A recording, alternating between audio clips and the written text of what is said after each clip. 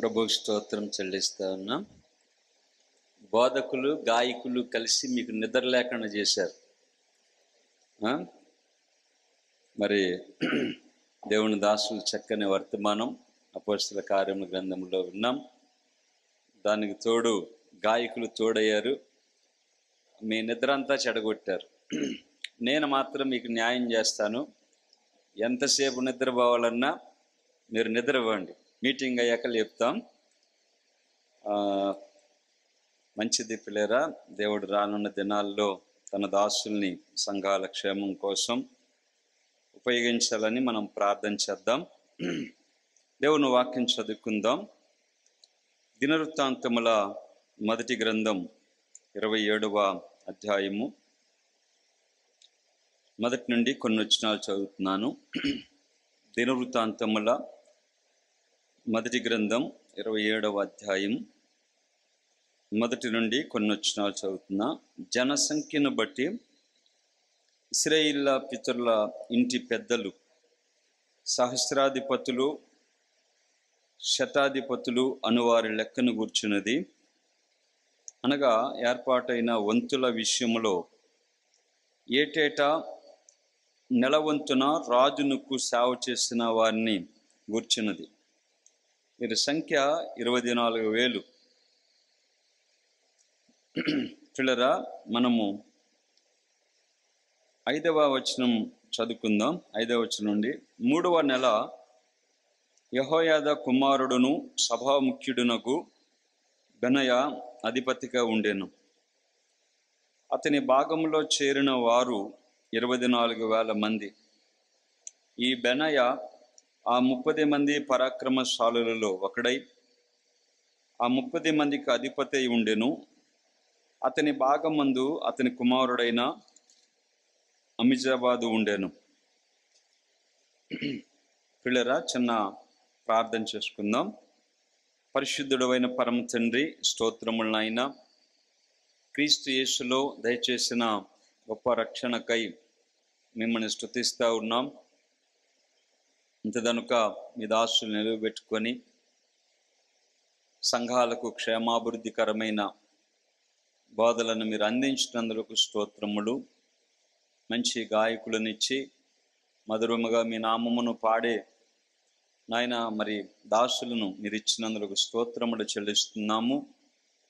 సందర్భంగా చదవబడిన వాక్య భాగాన్ని మా పక్షంగా దీవించమని, మాకు మేలు మీకు మాత్రమే మహిమ కలుగుటకు సహాయం చేయమని మా ప్రభు అయిన యేసుక్రీస్తు వారి శ్రేష్టమైన నామమున స్తోత్రం చెల్లించి వేడుకుంటున్నాం పరమ తండ్రి, ఆమేన్. పిల్లరా, మనం చదువుకున్న వాక్య భాగంలో దావీదు ఏండ్లు నిండిన వృద్ధుడైనప్పుడు 23వ అధ్యాయంలో ఆ మాట ఉంది. ఆయన రాజ్యం మీద రాజుగా సొలొమోనును, అలాగే మందిరములో సేవ చేయటానికి మరి లేవీలను ఏర్పాటు చేశాడు. మాత్రమే కాకుండా 24వ అధ్యాయంలో యాజకులను గురించి, 25వ అధ్యాయంలో గాయకులను గురించి, 26వ అధ్యాయంలో ద్వారపాలకులను గురించి, 27వ అధ్యాయంలో సైన్య మరి భాగముల గురించి, సహస్రాధిపతులు, శతాధిపతులు అంటే సైన్యముల గురించిన వివరాలు ఇక్కడ చెప్పబడ్డాయన్నమాట. దావీదు ముగింపు చాలా బిగింపుగా ఉందని బైబిల్ పండితులు చాలా చక్కగా చెప్పారు. మీరు 23 నుండి మీరు చదివితే ఆ విషయాలు చాలా స్పష్టంగా ఉన్నాయన్నమాట. అందులో దావీదు రాజుగా పరిపాలన చేస్తున్నప్పుడు ఆయనకు సైన్యము కావాలి, ఆ దేశానికి సైన్యము. పిల్లరా, మరి ఆ సైన్యం యొక్క వివరాలు 27వ అధ్యాయంలో చెప్పాడు అనమాట. ఉదయకాలంలో దావీదు అనుచరులు ఎవరనగా, అందులో బలాఢ్యులు ఎవరనగా అని మనం ఉన్నప్పుడు 37 మంది ఒక లిస్ట్ ఉంది. అందులో ముఖ్యంగా బెనాయాను మనం చూసాం. యెహోయాదా కుమారుడు, కబ్షేలు ఊరువాడు యెహోయాదా కుమారుడు. అతడు క్రియల చేత ఘనత నొందినవాడు, పేరు పొందినవాడు అని మనం విన్నాం. 3 విషయాలు దినవృత్తాంతముల మొదటి గ్రంథం 11వ అధ్యాయంలోను, సమూయేలు 2వ గ్రంథం 23వ అధ్యాయంలో సంగతులు మనం చూసాం. మోయాబు సంబంధులు సూర్యులను ఇద్దరిని చంపాడు, బావిలో దాగి ఉన్న సింహాన్ని చంపాడు. అలాగే ఐగుప్తు ఒక సౌందర్యవంతుడిని, ఎత్తరైన వాడిని, ఈట కలిగిన వాడిని చంపినట్లుగా మనం గమనించాం. అందులో మనం మోయాబీల యొక్క గర్వం మనలో ఉండకూడదు, దాన్ని చంపాలి అని. సింహం అపవాదికి పోలికగా ఉండగా మన ప్రభు ఆ అపవాదిని, ఆ బలము గలవాడిని జయించాడు, నడుము విరగొట్టాడు. తోక మాత్రమే ఉండగా మనం కూడా ప్రభువుకు లోబడి అపవాదిని ఎదిరించి వాడు పారిపోయేటట్లుగా మనం ఉండాలనేది నేర్చుకున్నాం. 3వదిగా, ఈ లోక సంబంధమైన సౌందర్యం కోరకూడదు, దేవునికి ఆత్మ సంబంధమైన సౌందర్యం. చాలామంది ఎక్కడ ఓడిపోతున్నారంటే, మా ఒక ఆయన ఫోన్ చేసి చెప్పాడు, మా అబ్బాయి ఎర్రగా ఉంటాడండి, చాలా ఎర్రగా ఉంటాడు, ఎరుపు కాదు తెల్లగా ఉంటాడు, మాకు కోడలను చూడాలి, అలాగే ఉండాలి, తెల్లగా ఉండాలి, తెల్లగా ఉండకపోతే ఇది వివాహం జరగదండి అన్నాడు. కనుక వివాహ విషయాల్లో ఓడిపోతూ ఉన్నారు. రక్షణ పొందారా, బాప్తిసం పొందారా, ఆత్మీయుల, భక్తి కలిగిన వారా, ఇవి అడగట్లేదు. ఎర్రగా ఉన్నారా, మా కులమేనా, మా వాళ్ళేనా కదండి, ఇది ఎత్తు, ఈడు, జోడు, ఉద్యోగం ఇట్లాంటివి చూస్తున్నారు తప్ప మరి భక్తి సంబంధమైన విషయాలు పక్కన పెడుతున్నారు. కనుక ఈ దినాల్లో సంఘాలలో, చాలా కుటుంబాలలో వాటముని చూడవలసిన పరిస్థితులు కనబడుతూ ఉన్నాయి. పిల్లరా, మరి బెన్నయ్య సౌందర్యవంతుడైన, ఎత్తరైన, ఈట కలిగిన ఆ ఐగుప్తీయుడిని చంపినట్లుగా 3 విషయాలు మనం గమనించాం. ఈ సాయంత్ర సమయంలో దినవృత్తాంతముల మొదటి గ్రంథం 27వ అధ్యాయంలో మనం చదువుకున్న భాగంలో మరి ఒక మంచి మాట మొదటి వచనంలో ఉంది కదా. 4వ వరుసలో చూడండి, రాజునకు సేవ చేసిన వారిని గూర్చినది వీరి సంఖ్య అన్నాడు అనమాట. రాజు అంటే దావీదు అనమాట.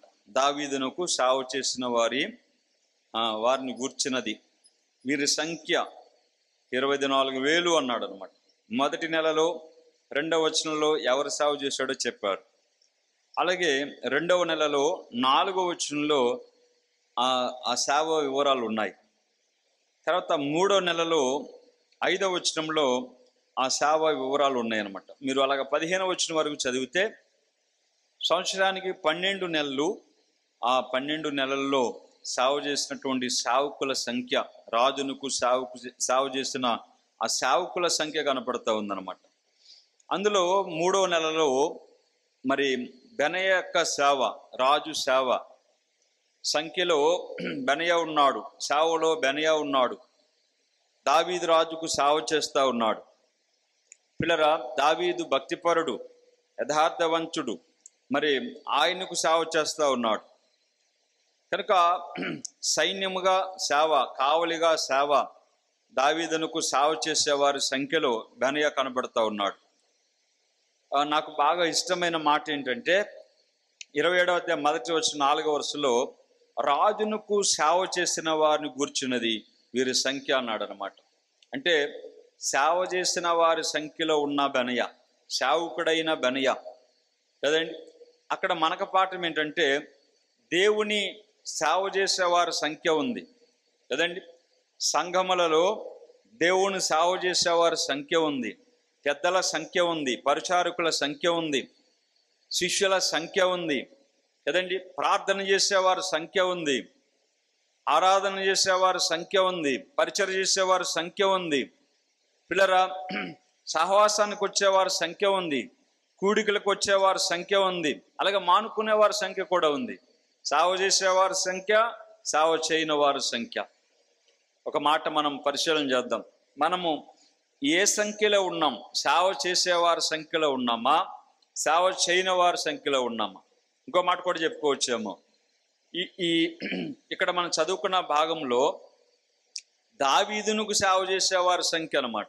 సౌలునకు కాదు. విన్నారా? సౌలు రాజే, సౌలుకి రాజ్యం ఉంది, దాన్ని తొలగించి దేవుడు దావీదుకి ఇచ్చాడు. ఇప్పుడు సౌలు సేవకుల సంఖ్యలో ఉన్నవాడు కాదు బెనయా. మీరు కావాలంటే చూడండి, సౌలు కూడా రాజుగా ఉన్నప్పుడు సౌలుకి సైన్యం ఉంది, సౌలుకి సేవ చేసిన వారు ఉన్నారు, ఆ సంఖ్య ఉంది, ఆ ఏర్పాట్లన్నీ ఉన్నాయి. అలాగే పిల్లరా, దేవుడు మన ప్రభు అయిన యేసుక్రీస్తు వారు ఆయన సేవకులుగా మనమున్న లోకంలో ఒక రాజు ఉన్నాడు కదా, అబద్ధికుడైన రాజు లేక అపవాదికి రాజు అనే పేరు కూడా దానియేలు గ్రంథంలో ఉంది కదండి. మరి అపవాది కూడా ఈ లోకంలో తనకు సేవకులను ఏర్పాటు చేసుకున్నాడు కదండి. తనకు సేవకులను ఏర్పాటు చేసుకున్నాడు. పిల్లరా, గోధుమల మధ్య గురుగులు అన్నట్లుగా, నమ్మకమైన సేవకుల మధ్య అపనమ్మకస్తులు అన్నట్లుగా, సుబోధ బోధించే దేవుని సేవకుల మధ్య దుర్బోధ, భ్రమలు పెట్టే బోధలు, రకరకాల బోధలు బోధించే బోధకులు ఉన్నారు కదండి. ఏమేం ఎక్కువ భ్రమ పెడుతున్నారు. మీకు ఒకవేళ కడుపు నొప్పి ఉందా, చెయ్యి అక్కడ పెట్టండి. ఇంకా మీ అమ్మాయికి వివాహం కాలేదా, అయితే పలానా స్థలానికి రండి.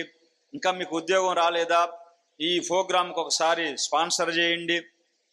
ఏమండి, రకరకాలుగా పిల్లల మరి తమకు ఇష్టం వచ్చినట్లుగా సేవ చేసే మరి సేవకులు ఉన్నారు, అపవాది సేవకులు కదండి. ఇంకా చెప్పాలంటే రకరకాలుగా ఉన్నటువంటి వారు. ఏ సంఖ్యలో ఉన్నాం? బెనయాని అడగండి, ఆయన ఏ సంఖ్యలో ఉన్నాడు?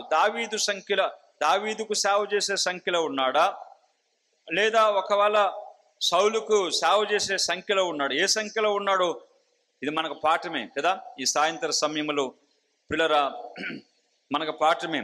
లోకంలో చాలా మంది సేవకులు ఉన్నారు. సేవకుల విమర్శ కాదు పిల్లరా, పరీక్ష. మనము యేసు ప్రభు వారు ఆయన యొక్క సుబోధ, ఆయన సంఘము, ఆయన సంఘానికి ఇచ్చినటువంటి నియమాలు, ఆ నిబంధనలు, పిల్లరా ఆచారాలు, కట్టడల ప్రకారం సేవ చేస్తున్నామా, లేక మరి వేరే సేవ జరిగిస్తున్నామా? ఒకసారి ఆలోచించేద్దాం. కనుక రాజునకు సేవ చేస్తున్న వారిని గుర్చినది అన్నాడు. పిల్లరా, సేవకుల సంఖ్యలో బెనయా ఉన్నట్లుగా మనకు అర్థమవుతూ ఉందన్నమాట. ఒక భక్తి కలిగిన రాజుకి సేవ చేస్తున్నటువంటి మరి బెనయా కనపడుతూ ఉన్నాడు. నిజదేవుడు, మహాదేవుడు, మన రక్షకుడు యేసుక్రీస్తు ప్రభువారి సేవకుల సంఖ్యలో మనం కూడా మరి లెక్కించబడితే అది మంచిదనేది అర్థమవుతూ ఉంది పిల్లలు. తర్వాత చూడండి, దేవుని వాక్యంలో ఇటీవలే మేము చిన్న సందర్భం చెప్పాలని ఆశపడుతూ ఉన్నాను. మన ఆంధ్ర రాష్ట్రం నుంచి సేవకు వెళ్ళినటువంటి వారు చాలామంది ఇతర జిల్లాలకు, లేక ఇతర రాష్ట్రాలకు, లేక ఇతర దేశాలకు లెక్క పెడితే ఒక 50 మంది లోపు మాత్రమే కనపడుతూ ఉన్నారు. ఆ సంఖ్యలో సేవకు వెళ్ళినటువంటి వారు సంఖ్యలో ఒక 50 మంది లోపు ఒక 25-28 మంది మాత్రమే కనపడుతూ ఉన్నారు. కానీ వేరే రాష్ట్రాల నుంచి చూడండి ప్రియులరా, మరి వారు చాలామంది దేవుని సేవకు వెళ్ళారు. ఇతర జిల్లాలకు, ఇతర రాష్ట్రాలకు, ఇతర దేశాలకు సేవకు వెళ్ళినటువంటి వారు కనపడుతున్నారు. యేసు ప్రభు సేవ, మధురమైన సేవ, నిజమైన సేవ, భారంతో కూడిన సేవ, ఆత్మల రక్షణార్థమైన సేవ, ప్రియులరా సంఘాలు ఏర్పాటుకు సంబంధించిన సేవ, ఎంతోమంది వెళ్ళిన వారి సంఖ్యలో కనపడుతూ ఉన్నారు. ఒక రాష్ట్రంలో నేను అన్న మాట ఏంటంటే, వారన్న ఒక మంచి మాట ఏంటంటే, వెళితే మా ఇంటి నుంచి లేక మా నుండి లేక నా నుండి దేవుని సేవకు వెళ్ళాలి. ఒకవేళ దేవుడు నన్ను పిలవకపోతే మరి అన్నాడు ఆయన, మా డబ్బైనా వెళ్ళాలి దేవుని సేవకి. వెళ్తే మేమే వెళ్ళాలి. ఆయన ఎక్కడికి పంపుతాడు, ఏ దేశం పంపుతాడు, ఏ రాష్ట్రం పంపుతాడు, ఎక్కడ సేవ చేయాలని పంపుతాడు, అక్కడికి మేము వెళ్ళాలి. ఒకవేళ వెళ్ళకపోతే సేవ చేసే చోటికి చెప్పండి ఏం వెళ్ళాలి? మేము కష్టపడి సంపాదించిన దానిలో దేవుని భాగం తీసి, ఇంకా అధికంగా తీసి దేవుని సేవ కొరకు దేవుని సేవ చేసేవారి కొరకు, ఆత్మల రక్షణ కొరకు మా డబ్బు వెళ్ళాలి. వెళ్తే మేము వెళ్ళాలి, లేకపోతే మా డబ్బు వెళ్ళాలి కదండి. పిల్లరా, మన ఆంధ్ర రాష్ట్రంలో ఇంచుమించుగా వేలగా సంఘాలు ఉన్నాయి, వేల మంది సేవకులు ఉన్నారు. మరి సేవ చేయటానికి ఇతర జిల్లాలకు, ఇతర రాష్ట్రాలకు, ఇతర దేశాలకు ఎంతమందిని మన సంఘాలు పంపించగలుగుతున్నాయి? ప్రార్థన చేస్తున్నామా సేవకు వెళ్ళే విషయంలో? పిల్లరా, మరి సేవకు సిద్ధపడుతున్న వారిని, సేవా పిలుపు కలిగిన వారిని గుర్తించగలుగుతున్నామా? వారి కొరకు ప్రార్థన చేయగలుగుతున్నామా? వారిని పురుకొల్పగలుగుతున్నామా? వారిని సేవ విషయమై మరి పంపించగలుగుతున్నామా? పిల్లల, దేవుడు ఏర్పాటు చేసుకుంటే ఆ ఏర్పాటుకు అడ్డుపడకుండా దానికి సహకరించేటువంటి సంఘాలుగా ఉన్నాయా? ఒకసారి ఆలోచన చేయండి. ఆ సంఖ్యలో ఉన్నామా? ఆ సంఖ్యలో ఉన్నామా? బెనయను అడగండి. దావీదు రాజుకు సేవ చేసేవారి ఆ సంఖ్యలో ఉన్నాడు. 27వ అధ్యాయంలో ఆ సంఖ్యలో కనబడతా ఉన్నాడు. విన్నారా? ఒకసారి ఇటీవల మేము దేవుని దాసులు జోబ్ దాస్ డేవిడ్ గారు దైవజనులు కలిసి మరి ఆఫ్రికా వెళ్ళాం. ఆఫ్రికా ప్రజలు దేవుని వాక్యం ఎడల చాలా ఆసక్తి కలిగి ఉన్నారు. మరి మంచి మన బ్రదర్ అన్న అసెంబ్లీస్ ఒక 70 సంఘాలు ఉన్నాయని చెప్పారు. మలావి దేశానికి వెళ్ళినప్పుడు, మలావి దేశంలో ఆఫ్రికాలో ఒక 70 సంఘాలు, బ్రదర్ అన్న సంఘాలు ఉన్నాయని చెప్పారు. వారు ఎలా ఉన్నారంటే, ఒక్కరోజు వారికి మీటింగ్ పెడితే ఉదయం 2 వర్తమానాలు, మధ్యాహ్నం 2 వర్తమానాలు, మళ్ళీ రాత్రికి వర్తమానం లేదు. ఎందుకంటే రాత్రులు మీటింగ్స్ ఉండవు అక్కడ. మనలాగా ఇప్పుడు రాత్రి 2 వర్తమానాలు ఉండొచ్చు, 1 వర్తమానం ఉండొచ్చు, రాత్రి మీటింగ్ ఉంటుంది. కారణం ఏంటంటే అక్కడ దొంగల భయం ఉంటుంది అనమాట. అక్కడ నుంచి వేరే ఊరు వెళ్ళటానికి మార్గంలో ఆ ప్రయాణానికి అంత అనుకూలత ఉండదు కనుక 5 గంటలకల్లా అది క్లోజ్ చేసుకొని తిరిగి పెందలాడే 7-8 లోపల ఇల్లు చేరాలి, లేకపోతే ప్రమాదకరమైన పరిస్థితులు అనమాట. రాత్రుల్లో ప్రయాణం చేయరు. కారణం ఏంటంటే భయం అన్నమాట. మరి అక్కడికి వెళ్ళినప్పుడు ఒకరోజు పెడితే వాళ్ళు అన్నారు 3 రోజులు కావాలండి, మాకు 3 రోజులు మీటింగ్స్ పెట్టాలి, వాక్యం వినిపించాలన్నారు. వారు వాక్యం మెడల ఆకలి కలిగి ఉన్నారనే సత్యం మాకు అర్థమైంది. 3 రోజులు అంటే కష్టం, ఇక్కడ మళ్ళీ సంఘాలను తిరిగి రావాలి, అప్పటికే 10 రోజులు. పిల్లరా, ఆలోచన చేయండి. మనం ఇక్కడిక్కడే ఈ సంఘాల్లోనే కదండి, ఇక్కడిక్కడే తిరుగుతూ ఉంటాం. ఇక్కడిక్కడే వస్తే భోజనాలు ఉంటాయి, మనకు భోజనాలు పెడతారు, కార్ల మీద తిప్పుతారు, ఈవులు ఇచ్చి పంపుతారు కదా, చాలా మర్యాదలు చేస్తారు. మరి అలాగ వెళ్తే మన డబ్బు ఖర్చు పెట్టుకెళ్ళాలి. దేవుణ్ణి అడిగి సంఘం పురుకొలిపి మన ఛార్జీలతో మన ఈవులు అక్కడిచ్చి వాళ్ళకి కొంత ఆదుకొని కదండి. అలాగే పూర్వీకులు పిల్లలు సేవ చేశారు. దేవుడు పంపగా మన మధ్యకు వచ్చి వారు ఖర్చు పెట్టుకొని ఇక్కడ సహాయపడి మనకు వాక్యం అందించి మనల్ని ఆత్మలో బలపరిచినటువంటి అనుభవాలు మనం మర్చిపోకూడదు. మనం కూడా మన చేతనైనంత వరకు, మన సామర్థ్యం కలిగినంత వరకు పిల్లరా అలాంటి దేశాలకు, అలాంటి ప్రాంతాలకు వెళ్ళి సేవ చేయటం మంచిదని ఒక భావన. పిల్లరా, మేము డేవిడ్ లివింగ్స్టన్ గారు చర్చికి తీసుకెళ్లారు మమ్మల్ని. వాళ్ళ సంఘాలు ఎక్కడున్నా చాలా అద్భుతంగా మరి ప్రజలు మందిరాలకు వస్తున్నారు. ఉదయం 5 గంటలకు మొదలు పెడితే సాయంత్రం 6 గంటల వరకు కొనసాగుతూనే వర్షిప్లు ఉంటాయి. అంటే కారణం ఏంటంటే, ఎందుకు అంత జనం ఆ సంఘాలకు వస్తున్నారంటే, మరి ఆఫ్రికా ఖండానికి సేవకుడిగా సేవ చేయటానికి వెళ్ళిన వారి సంఖ్యలో కదండి, సౌఖ్యాన్ని, సుఖాన్ని అంతటిని వదిలిపెట్టి, సేవను అంతటిని వదిలిపెట్టి ఆత్మల భారం కలిగి నరమాంస భక్షకుల మధ్యకు వెళ్ళి సేవ చేయటానికి తీర్మానం చేసుకొని భార్య పిల్లలతో వెళ్ళి అక్కడికి వెళ్ళిన తర్వాత ఎన్నో హింసలు, నిందలు పొంది, అవమానాలు పొంది మరి భార్యను పోగొట్టుకొని, పిల్లలను పోగొట్టుకొని, చివరికి ఆయన కూడా అక్కడే మరి సేవ చేస్తూ ఉంటే అడవుల్లో తిరుగుతూ ఉన్నప్పుడు ఆ పొదలో ఉన్న పుల్ల కంటిలో గుర్చుకొని ఆ కన్ను పోయి కదా, చాలా బలహీనతలు, సమస్యలు ఎదురయ్యాయి. అయినా సేవ విడిచిపెట్టకుండా నిలిచి సేవ చేసి ప్రభువును రుచి చూపించి ఆ ప్రాంతాలకు, ఆఫ్రికాలో ఉన్న అనేక దేశాలకు కాలినడక మీద అడవుల్లో భయంతో బిక్కుబిక్కమంట వెళ్ళినటువంటి దాసుడు ఆ సంఖ్యలో ఉన్నాడు. కాబట్టి ఇప్పుడు శిష్యుల సంఖ్య, సంఘాల సంఖ్య, దాసుని ఆ పరిచర్యను దేవుడు దీవించాడని చెప్పాలి. నిజమే పిల్లల, మనము కూడా దేవుని సేవలో, మన ప్రభు సేవలో కదండి, నిజమైన దేవుని సేవలో ఇక్కడెక్కడే కాకుండా దయచేసి ప్రార్థన చేయండి. అనేకమైనటువంటి స్థలాలలో దేవుని సేవ కొరతగా ఉంది. సేవకులు వెళ్ళేటువంటి వారు లేరు కదా. ఇప్పుడు తమ్ముడు చెప్పినట్లుగా పౌలు పొలాలు ఏరి దాని మీద ఎందుకు వేయాలి, పక్కన వేయొచ్చు కదా. వీళ్ళు ఎక్కువయ్యారు కదా. సంఘంలో నుంచి కొంతమందిని తీసుకొని, ఇంటి పేరటోళ్ళని తీసుకొని, తనకు అనుకూలంగా ఉన్నవారిని తీసుకొని ఇంకొక అగ్ని రాజబెడతా ఉన్నారు. ఒక ఆయన అన్నాడు, మా సిటీలో దేవుని దేవల ఇన్ని సంఘాలు ఉన్నాయండి అన్నాడు. ఇంకొక ఆయన అన్నాడు పక్కనే, బ్రదరు 8 సంఘాలు ఉన్నాయని చెప్తున్నాడు కానీ మొదట అది ఒకే సంఘం అండి అన్నాడు. ఏమైంది? ఈయన ఒక మో పేరు పక్కన పెట్టి ఆయన ఒక మో పేరు పక్కన పెడితే 8 అంటే 16 అవుతాయి కదా. అదే సమయంలో నీకంత భారం ఉంటే, ఎక్కడ సువార్త లేదు, ఎక్కడ సంఘము లేదు, ఎక్కడ దేవుని పని కొరతగా ఉందో కనులెత్తవా, చూడవా? కోతకు వచ్చిన పంటను కోయవా? ఆ సేవ చేయాలనే భారం లేదా? సేవ చేసిన దానిలోనే సేవ కావాలా? ఏమండి, సేవకులున్న స్థలంలోనే సేవకులు కావాలా? పిల్లలు ఆలోచన చేయండి. దైవ గ్రంథంలో దావీదుకు సేవ చేస్తున్నవాడు, సౌలుకు కాదు. మన ప్రభువుకు సేవ చేయాలి, అపవాదికి కాదు, లేక దుర్బోధకుల సేవకుల లిస్టులో కాదు, అబద్ధ బోధకుల లిస్టులో కాదు, నమ్మకమైన సేవల లిస్టులో. అదే సమయంలో ఎక్కడ సేవ కొరత ఉందో, ఎక్కడ సేవ కొరత ఉందో, ఎక్కడ సేవ అవసరమో. ఒకసారి ఒక తల్లి 2 కొడుకులను తీసుకొచ్చి ప్రార్థన చేయమంది.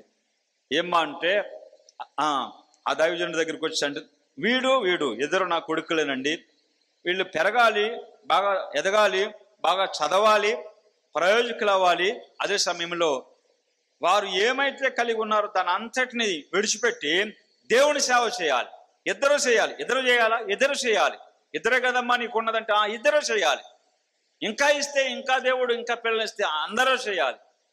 ఏమండి, చాలామంది తల్లులు తండ్రుల కోరిక ఏంటంటే, మా అబ్బాయి డాక్టర్ అవ్వాలి, మా అమ్మాయి ఇట్లా అవ్వాలి, మా పిల్లలు ఈ ఉద్యోగాలు ఎట్లా చేయాలనుకుంటున్నారు. కానీ మా పిల్లలు పెరిగి పెద్దవారై ఉన్నతమైన స్థితిలో నుంచి దేవుని సేవకు రావాలి అన్న తండ్రులు ఎంతమంది ఉన్నారు? ఎవరో కన్న తల్లులు తండ్రులు వారి పిల్లలు సేవ చేస్తూ ఉంటే వచ్చి కూర్చొని వాక్యం వినేసి, లింకన్ భలే చెప్పాడు, విజయానందం భలే చెప్పాడు, మోషే భలే పాడారు అని చెప్పుకున్నావు. కానీ మరి నీ పిల్లలు సేవ చేశారు, నీ పిల్లలు వాక్యం చెప్పాలి, నీ పిల్లలు కూడా దేవుని సేవ చేయాలి.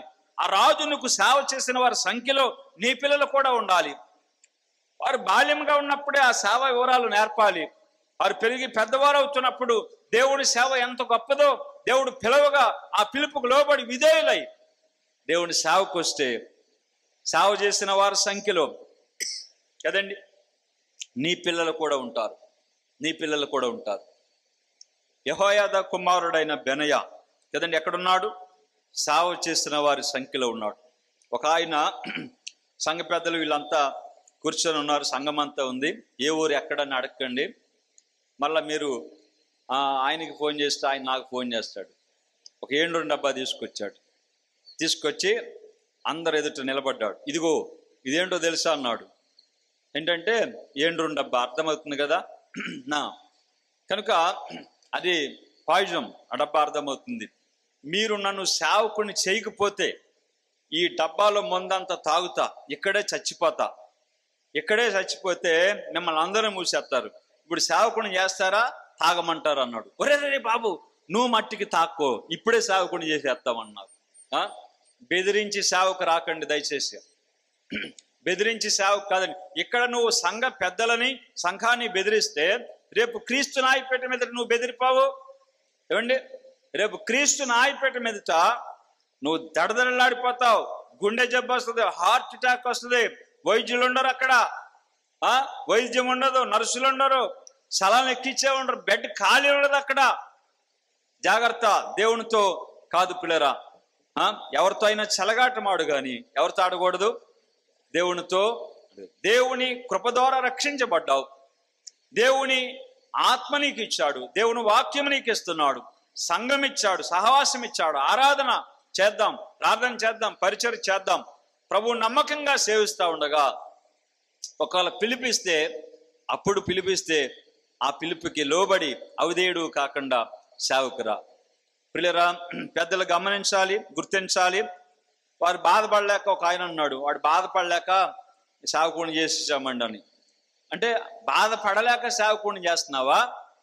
ఆలోచన చేయండి. వాళ్ళు బాధపడలేమండి, వాళ్ళ సంఖ్య ఎక్కువండి, మేము ఎక్కడ పడతామండి? సేవకుడిని చేసేస్తే వదిలిపోద్దండి. పిల్లరా, ఇక్కడ వదిలిపోద్దలే, అక్కడ వదలదు కదా. ఆలోచన చేసుకుందాం. దేవుని వాక్యంలో ఒక మాట చూడండి, దైవ గ్రంథంలో హెబ్రీలకు రాసిన పత్రిక 12వ అధ్యాయంలో 29వ వచనం చూడండి. దైవ కృప కలిగి ఉందుము అని చెప్తూ, ఆ కృప కలిగి వినయ భయభక్తులతో దేవునికి ప్రీతికరమైన సేవ చేయదమన్నాడు. ఎవరికి చేయాలి? దేవునికి. ఎలా చేయాలి? అక్కడే ఉన్నది కదా, దైవ కృప కలిగి వినయ భయభక్తులతో దేవునికి ఇష్టమైన ప్రీతికరమైన ఆయన మెచ్చే ఆయన ఆశీర్వదించే సేవ చేయాలండి కదా. చాలా స్పష్టంగా చెప్పాడు. ఎందుకు చేయాలంటున్నాడు అక్కడ? యాలయనగంటే ఎందుకు అలా చేయాలని అర్థం అనమాట. ఎందుకు అలా చేయాలంటే, యాలయనగా మన దేవుడు దహించు అగ్నై ఉన్నాడు అన్నాడు. విన్నారా? మన దేవుడు ఎవరనుకున్నారు? కరుణామయుడు, కృపగలవాడు, నిజమే, రక్షిస్తాడు. అదే సమయంలో ఆ దేవుడు ఎవరంట? దహించు అగ్నై ఉన్నాడు అన్నాడు. ఒక కోణంలోనే చూడకండి. కరుణామయుడు, ప్రేమామయుడు, జాలి గలవాడు, సాత్వికుడు, ఇదే చూడకండి కదండి. మీరు గమనించారా? ఆయన సేవకు వచ్చినప్పుడు చెయ్యిలా పెట్టేవాడు, నాకు ఇష్టమే, ముట్టేవాడు, స్వస్థపరిచేవాడు, బాగు చేసేవాడు, నాకు ఇష్టమైన వాడు, కనికరపడేవాడు అనమాట. అదే సమయంలో అదే చేత్తో ఏం పట్టుకున్నాడు? కొరడా పట్టుకున్నాడు. దేవాలయానికి వెళ్ళి క్రయ విక్రయాలు చేసేవారి దగ్గరికి వెళ్ళి కొరడా పట్టుకున్నాడు. విన్నారా? పిల్లలు ఆలోచన చేయండి. కనుక దేవుడిని ఒకే కోణంలో చూడకండి. ప్రేమగలవాడే, ప్రేమించి ప్రాణం పెట్టాడు, రక్షించాడు, మన లోపాలు ఉన్నా దిద్దుతున్నాడు, సహిస్తున్నాడు, భరిస్తున్నాడు. అదే సమయంలో మనకిష్టం వచ్చినట్లుగా సేవకులు నియమిస్తే, ఒకవేళ సేవ చేస్తే రేపు రాబోయే దినములలో అదంతా కాలిపోద్ది అంటండి. యాలయనగా మన దేవుడు దహించు అగ్నేయ ఉన్నాడు. కొరింథీ మొదటి పత్రిక 3వ అధ్యాయం మీరు చూసుకోండి. అక్కడ సేవా వివరాలు, ఇద్దరు సేవకుల వివరాలు చెప్పాడు. దేవుడు చెప్పినట్లుగా సేవ చేసిన సేవకులు వారి పని నిలవటం, దానికి జీతం చెప్పాడు. వాళ్ళకి ఇష్టం వచ్చినట్లుగా సేవ చేసిన సేవకులు వారి పని, వారి జీతం కాలిపోయింది అని చెప్తా ఉన్నాడు. కనుక నిలిచిన సేవకుల సంఖ్యలో మన పని ఉందో, ఒకవేళ కాలిపోయిన సేవకుల సంఖ్యలో మన పని ఉందో ఒకసారి ఆలోచన చేద్దాం పిల్లరా. బెనయాని అడగండి, బెనయా నీ సేవ యొక్క వివరాలు ఏంటంటే, నాకేంటండి, నేను దావీదుకి చేశాను సేవ, అది ఆ సంఖ్యలో నేనున్నాను, దావీదు నన్ను మెచ్చి జీతం ఇచ్చాడు, దావీదు నా సేవని మరి అంటే అంగీకరించాడు కదండి. నిజమే, అంగీకరింపబడిన సేవ బెనయా సేవ. ఇంకా ఉన్నారు. నేను బెనయా మీద ఈ 2 రోజులు దేవుడు నన్ను ప్రేరేపించగా ఆ విషయాలు మీద ఉంచాలనుకుంటున్నాను. తర్వాత చూడండి, దేవుని వాక్యంలో దినవృత్తాంతముల మొదటి గ్రంథం 27వ అధ్యాయంలో మరి వచనం 5వ వచనం చదవండి. 3వ నెల యెహోయాదా కుమారుడును సభాముఖ్యుడునకు బెనయా అధిపతిగా ఉండిను. అతని భాగములో చేరిన వారు 24,000 మంది అన్నాడు. విన్నారా? అంటే 3వ నెల అంటే 2వ వచనంలో మొదటి నెల అని, 15వ వచనంలో 12వ నెల అని, 12 నెలలకు మరి ఒక్కొక్క నెల ఒక్కొక్క అధిపతి, ఆయన చేతి కింద కొంతమంది సైనికులు. అక్కడ డ్యూటీస్ మాకు షుగర్ ఫ్యాక్టరీ ఉండేది. ఉదయం 4 గంటల నుంచి 12 గంటల వరకు డ్యూటీ, తర్వాత 12 నుంచి సాయంత్రం 8కు డ్యూటీ, రాత్రి 8 నుంచి తెల్లారు 4కు ఒక డ్యూటీ అనమాట. ఒక్కరే డ్యూటీలో ఉండరు, షిఫ్ట్లు ఉంటాయి అన్నమాట. కనుక ప్రతి నెల ఒక్కరే సేవ చేయరు, షిఫ్ట్లు ఉంటాయి. ప్రతి నెల షిఫ్ట్ ఉంది. అలాగే నెలలో కూడా ఒక్కరే రోజంతా చేయరు. కనుక బెనయా చేతి కింద 24,000 మంది ఉన్నారంటండి. ఒక నెలలో పనిచేసేటువంటి వారు, అతని భాగంలో చేరిన వారు 24,000 మంది అన్నాడు అనమాట. షిఫ్ట్లు ఉంటాయి అన్నమాట కదా. ఇప్పుడు బెనయా వంతు ఎప్పుడు వస్తుంది? ఆ సంవత్సరంలో 3వ నెల వస్తుంది అనమాట. మీరు గమనించారా? 3వ నెల వస్తుంది అనమాట. దావీదుకు సేవ చేయాలంటే అతనికి 3వ నెల రావాలి, అతని వంతు రావాలి. ఆ వంతులో 24,000 మందితో అతడు కలిసి పనిచేయాలి, దావీదుకు సేవ చేయాలి కదండి. ఒకవేళ మొదటి నెలలో మొదటి వంతులో ఆయన పేరు జబ్దియేలు కుమారుడైన యషాబాము అధిపతిగా ఉండనన్నాడు. అయ్యా యషాబాము గారు, నువ్వు ఎప్పుడు చూసినా మొదటి నెల చేస్తున్నావు సేవ, నాకు ఎందుకో కానీ మొదట చేయాలనుకుంటున్నాను, నువ్వు 3వ నెలకు మారు అని యషాబాముతో చెప్పండి గొడవ పెట్టుకున్నవాడు కాదనమాట. చాలామంది చెప్పండి వాళ్ళ వంతులు, పెద్దలకి వంతులు ఉన్నాయి కదండి, గాయకులకు వంతులు ఉన్నాయి పిలుస్తారు, లేక ప్రార్థన చేసేవారికి వంతులు ఉన్నాయి పిలుస్తారు. పలానా సహోదరుడు వచ్చి ప్రార్థన చేస్తారు, పలానా సేవకుడు వచ్చి మరి వాక్యం అందిస్తారు, పలానా సహోదరుడు పాటలు పాడతారు, ఒక వంతు కదా. ఇప్పుడు మీ ఎదుట నిలబడటానికి దేవుడు మాకు వంతు ఇచ్చాడు అనమాట.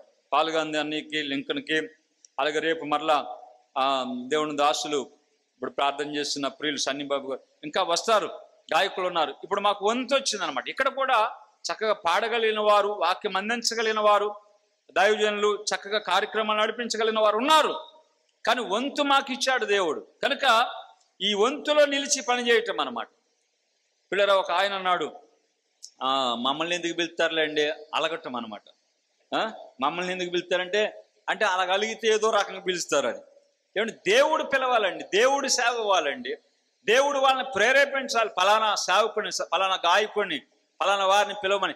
నువ్వు అలిగి ఏదో నేరమేసి నిందలేసి మొత్తానికి ఈయన పిలవకపోతే ఏదో అనుకుంటా అన్నట్టుగా పిలిపించుకోకూడదు కదా. ఎలా పిలవాలి? 3వ నెల వచ్చింది అనుకోండి, ఎవరిని పిలుస్తారు?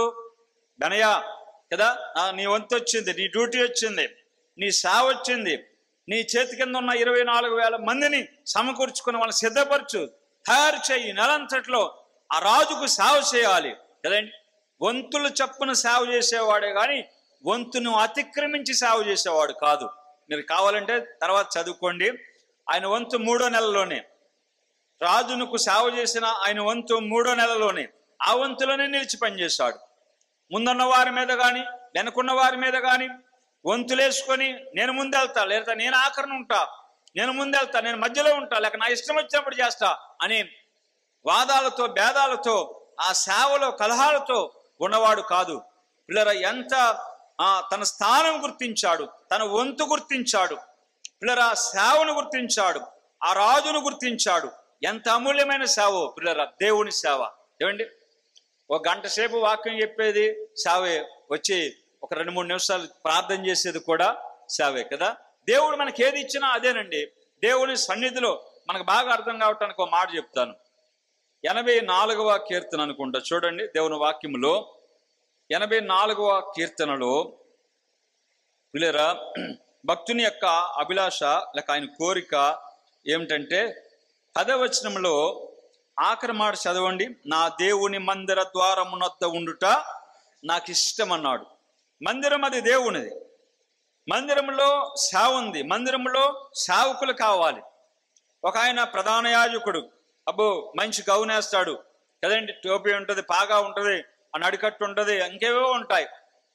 ఇంకా కొంతమంది యాజకులు ఉంటారు, వాళ్ళు పరిశుద్ధ స్థలంలో సేవ చేసేవారు, ఆవరణంలో బలులు అర్పించేవారు. ఇంకా పరిసయ్యులు ఉంటారు కదండి, ఆ వాక్యం అందించే ధర్మశాస్త్రోపదేశకులు ఉంటారు, బోధకులు ఉంటారు. ఇవన్నీ గొప్ప గొప్ప స్థానాలు చూపిస్తున్నట్లుగా కనబడతా ఉన్నాయి. కానీ ఈయన కోరిక ఏంటి?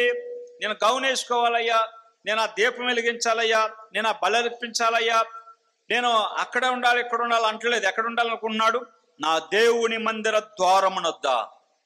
ఏమండి, గొప్ప గొప్ప స్థానం కోరుకోవట్లేదు, గొప్ప గొప్ప స్థలాలు కోరుకోవట్లేదు, గొప్ప గొప్ప సేవనేం కోరుకోవట్లేదు. ఆ మందిర ద్వారం, ఆ దేవుని మందిర ద్వారం, అక్కడ ఆ ద్వారం యొద్ద ఉంటే చాలు, రక్షణ పొందితే చాలు, దేవుని పిల్లలైతే చాలు కదండి, ప్రభుని ఆరాధిస్తే చాలు, సహవాసంలో ఉంటే చాలు, సంఘంలో ఉంటే చాలు, వాక్యం వింటే చాలు కదండి, దేవునికి ఇచ్చే వారిలో మనం ఉంటే చాలు. ఒకవేళ దేవుడు వాడుకుంటే, వరమిస్తే, ఉపయోగిస్తే, ఆయన పిలిపిస్తే, ఏ పనికి పిలిస్తే, ప్రార్థనకు పిలుస్తారా, గానానికి పిలుస్తారా, వాక్యానికి పిలుస్తారా, దేవుడు దేనికి పిలిపిస్తే అక్కడ ఉంటే చాలు కదా. బెనయ్య మనకు నేర్పేది ఏంటంటే, ముందు సేవ చేసేవారు ఉన్నారు, వెనక సేవ చేసేవారు ఉన్నారు. ముందు సేవ చేసినా ఆ రాజుకే, ఆ దావీదుకే కదండి. వెనకెక్కడో సేవ చేసినా ఆ రాజుకే, మధ్యలో సేవ చేసినా ఆ రాజుకే. కనుక సత్యాన్ని గుర్తించిన బెనయాలో పిల్లరా వాదాలేమి కనపడతలేదు. వంతుల చప్పున వంతేసుకొని ఆగిపోయే వాళ్ళు ఉన్నారు. నువ్వు పెట్టు మైక్ అంటే నువ్వు పెట్టు అని వంతులేసుకొని పని ఆగిపోయే వాళ్ళు ఉన్నారు. నువ్వు చెప్పు అని వంతులేసుకొని పని ఆగిపోయే వాళ్ళు ఉన్నారు కదా. స్థానం కోసం ఏదేదో కోరుకొని దేవుని పనిని నిర్లక్ష్య పెట్టి ఆలస్యం చేసి నష్టపెట్టేవారు ఉన్నారు. బెనయాను అడగండి, తన రాజుకు సేవ చేసేటువంటి ఆ సేవలో పనిలో నమ్మకంగా ఉన్నాడు. పనికి నష్టం తీసుకురాలేదు. పనిలో వివాదాలు లేవు, కలహాలు లేవు. 24,000 మంది మరేమక్కర్లా. ఇక్కడ ఉన్న వాళ్ళు ఒక 3 రోజులు ఇక్కడే ఉండి చక్కగా భోజనాలు పెడతా ఉంటారు. తినేసి ఎవరిని ఏం అనుకోకుండా ఒక మాట, ఒక చూపు లేక కయ్యం అనకుండా 3 రోజులు ఉంటే చాలండి. ఎన్ని రోజులు ఉండగలమా? ఏ చేతులు కడుక్కునే కాడో, ఏ ప్లేట్ తీసుకునే కాడో, ఏమండి ఏ అన్నం పెట్టించుకునే కాడో కేకలు వినపడతానే ఉంటాయి. దేవుని దాసులు చెప్పారుగా, కేకలు కాదంట, కాక ఉండాలంట. వాక్యం విన్నప్పుడు కొందరికేమో కడుపులో మంట వస్తుంది, కొందరికేమో హృదయంలో మంట వస్తుంది. కడుపులో మంట వచ్చే వాళ్ళకి దేవునికి పనికిరారండి. కడుపు మంట వాళ్ళకి, కన్ను మంట వాళ్ళకి, చూస్తే కన్ను మంట, వింటే చెవులు మంట. కొందరికి కడుపు మంట, కనుక కొందరికి ఏమన్నారు, ఆయన మాట్లాడుతూ ఉండగా మన హృదయము మండలేదా అన్నాడు. మండాలి, హృదయం మండాలి కదా.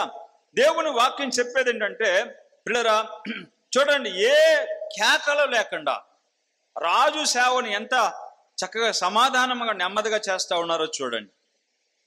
12 నెలలు అంటే సేవ చేయాలంటే ఆ వంతుల ప్రకారం సేవను మనం గమనిస్తూ ఉన్నాం పిల్లరా. తర్వాత చూడండి దేవుని వాక్యములో మరొక మాటగా, 1 సేవకుల సంఖ్యలో ఉన్న బెనయ, 2 వంతుల చప్పున పనిచేస్తున్న బెనయ, 3వదిగా 3వ మాట 5వ వచనం చూడండి. 3వ నెల యెహోయాదా కుమారుడును సభాముఖ్యుడును బెనయ అధిపతిగా ఉండెను. అతని భాగంలో చేరిన వారు 24,000 మంది అన్నాడు. 6వ వచనంలో ఈ బెనయ ఆ 30 మంది పరాక్రమశాల్లో ఒకడై ఆ 30 మందికి అధిపతి అయి ఉండెను అని చెప్తూ అతని భాగమందు అతని కుమారుడైన అమిజాబాదు ఉండెను అన్నాడు. విన్నారా? ఎవరున్నారంట? అతని కుమారుడైన అమిజాబాదు. వచనం 5లో బెనయ తండ్రి ఉన్నాడు, ఆయన పేరు యెహోయాదా. వచనం 6లో బెనయ కుమారుడు ఉన్నాడు, ఆయన పేరు అమిజాబాదు అని ఉందన్నమాట. మీరు బాగా ఆలోచన చేసి చెప్పాలి.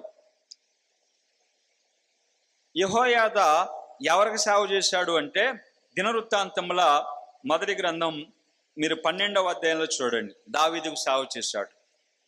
బెనయ ఎవరికి సేవ చేశాడు అంటే దావీదుకు సేవ చేశాడు. మరి అమిజాబాదు బెనయ కుమారుడు ఎవరికి సేవ చేశాడు అంటే చెప్పండి, దావీదుకే సేవ చేశాడు. తండ్రి సేవ దావీదుకి, బెనయ సేవ దావీదుకి, కుమారుని సేవ ఎవరికి?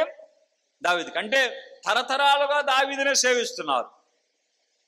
వారి తండ్రి దగ్గర నుంచి, బెనయ దగ్గర నుంచి వారి కుమారుడు కూడా, ఆ కుటుంబం తరతరాలుగా 3 తరాల వారు ఒక రాజుని సేవిస్తున్నారు కదండి. మరి ఏమనుకోకపోతే మన ప్రభు అయిన యేసుక్రీస్తు వారిని మరి మీ తల్లిదండ్రులు, మీ తాతలు, వాళ్ళ తాతలు ఎవరిని సేవిస్తే, ప్రభు నమ్ముకొని తర్వాత వాళ్ళు సేవిస్తే, తర్వాత వాళ్ళ పిల్లలు వాళ్ళు నమ్ముకొని వాళ్ళు సేవిస్తే, అలాగా ఒక గుత్తి, ఒక లింకు ఏమైనా ఉందా, లేక ఇప్పుడే స్టార్ట్ అయిందా? ఆలోచన చేయండి. ఒకవేళ ఆ తరం వారు మామూలుగా 1-2 తరాలు ప్రభువుని సేవించిన తర్వాత 3వ తరం ఇప్పుడు మా పితరులు ఏదో తెలుసో తెలియక యేసు ప్రభువుని నమ్ముకున్నారండి, మేము చదువుకున్నాం, మాకు జ్ఞానం ఉంది, భలే పనండి, మేము ఎందుకు వెళ్తాం ఆ చర్చికి అనే తరం కూడా లేకపోలేదు కదండి. దేవునిని ఎరగని తరం ఉన్నాయి కదా. మనం భక్తిగానే ఉన్నాం, కానీ మన పిల్లలు ఎక్కడున్నారు? పిల్లలు ఆలోచన, లోకంలో భ్రష్టమైనటువంటి జీవితంలో చాలా కుటుంబాలలో తాతలు సేవిస్తే, తండ్రులు సేవిస్తే పిల్లలు భ్రష్టులుగా ఉన్నారు, రక్షణ లేని వారు ఉన్నారు, ప్రభువుని సేవించలేని వారు ఉన్నారు. ఒకవేళ బాధకుల వారి వంశావళిలో ఉన్నారా? పెద్దల వారి వంశావళిలో ఉన్నారా? ఒకవేళ ఇది వంశపారంపర్యంగా వచ్చేదేమి కాదు. ప్రభు ఏర్పాటు చేసుకున్న ఆ తరములో, ఆ వంశాల్లో ఉండి ఆ సేవలో ఉన్నారా? మన తండ్రులు ఉన్నారా? వాళ్ళ తండ్రులు ఉన్నారా? ఆ కుటుంబాల్లో వచ్చిన మనం ఇప్పుడు మన ప్రభువుని సేవిస్తున్నామా? ఒకసారి ఆలోచన చేసుకుందాం. మీరు ఏమనుకోకపోతే ఇంకా చాలా మంది ఇలా ఉన్నారండి.